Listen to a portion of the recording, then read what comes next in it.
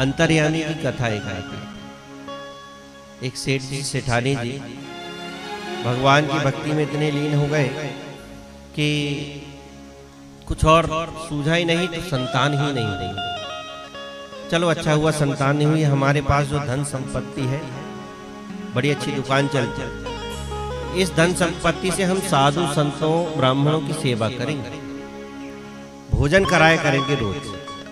अच्छा, बहुत अच्छा काम करेंगे। तो सेठानी जी भोजन बनाती, साधु संत ब्राह्मण आते, रोज भोजन पाते दोनों समय। कई साल बीत गए, बुढ़ापा आ गया। एक दिन सेठानी जी बोली, बहुत दिन हो गए हम सेवा कर रहे हैं, अब मेरा शरीर वृद्ध हो गया है, ज्यादा मेहनत बनती नहीं है, कोई सेवक रख लेते, ये सेवा बंद होनी नहीं चाहिए। एक सहायक हो जाता तो ये सेवा अच्छे से होती। ठीक है देवी, हम भी कई दिन से सोच रहे थे कोई सेवक लाने की, तुमने आज बात कह दी, जरूर लाएंगे।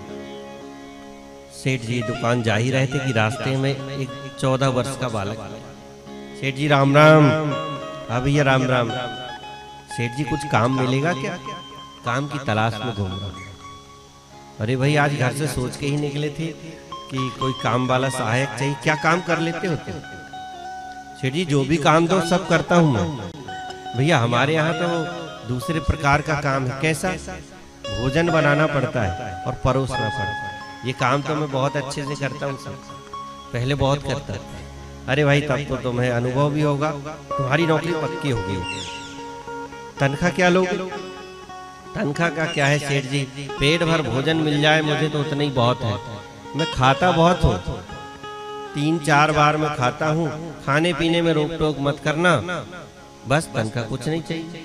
अरे भाई, खाने पीने का ही तो काम है, खूब खाना पीना, कोई नहीं रोकेगा, पर रोक दिए तो मैं चला जाऊंगा। अरे नहीं रोकेंगे आप, खूब खाना। नाम क्या है तुम्हारा? अंतर्यामी नाम है सेठ। ये अंतर्यामी और कोई नहीं, भगवान ही आ गए थे सेवा के। भगवान पहुंच गए, सेठ जी ने भेज दिया घर, सेवा करने लगे। कई दिन कई महीने बीत गए सेवा करते करते। तभी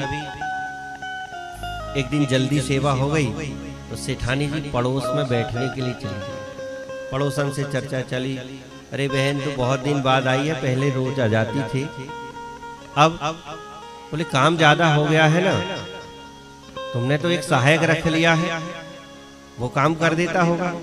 अरे कहाँ बहन, वो खाता बहुत था, इसलिए मुझे घर में रहना पड़ता, कब भोजन मांग ले तो मैं परोसने के लिए घर में रहते, खाता बहुत।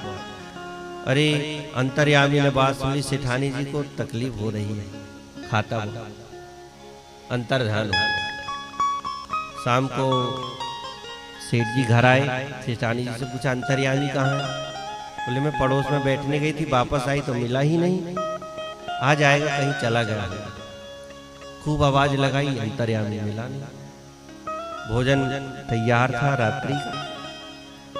सेठ जी बिना अंतर्यामी के भोजन नहीं पाते थे, साथ में ही बैठ करके भोजन करते। 2 थाली लगा दी, सेठ जी बैठे, अंतर्यामी आए नहीं। सच सच बताना सेठानी जी, आपने अंतर्यामी से कुछ कहा तो नहीं? नहीं नहीं, मैंने कुछ नहीं कहा, पड़ोसन से चर्चा हुई थी तो मैंने इतना ही कहा था कि खाता बहुत है तो परोसने के लिए मुझे रुकना पड़ता है, बस इतनी बात कही थी मैंने, और कुछ भी नहीं कहा। अच्छा, तुमने चर्चा तो पड़ोसन से की थी, फिर उसे कैसे पता चला? जरूर कोई बात है। सेठ जी ने ध्यान लगाया, ध्यान में अंतर्यामी का जब ध्यान किया तो उनके स्वरूप का तो भगवान से मैच कर गया। अरे ये तो मेरे ठाकुर जी जैसे हैं। फिर उनकी क्रियाविधि का ध्यान किया तो सारा राज जान गए, तो साक्षात ठाकुर जी थे जो हमारे घर में सेवा के लिए आए। अब सेठ जी तो रुदन करने लगे, सेठानी जी रुदन करने, हमसे बड़ा अपराध हुआ, हमने सेवा कराई भगवान से, क्या करें, अब अपराध हो गया है। सेठ जी ने प्रण ले लिया, जब तक मेरा अंतर्यामी नहीं आएगा तब तक मैं भोजन नहीं करूंगा। 3 दिन 3 रात सेठ जी वहीं बैठे रहे, क्या आसन।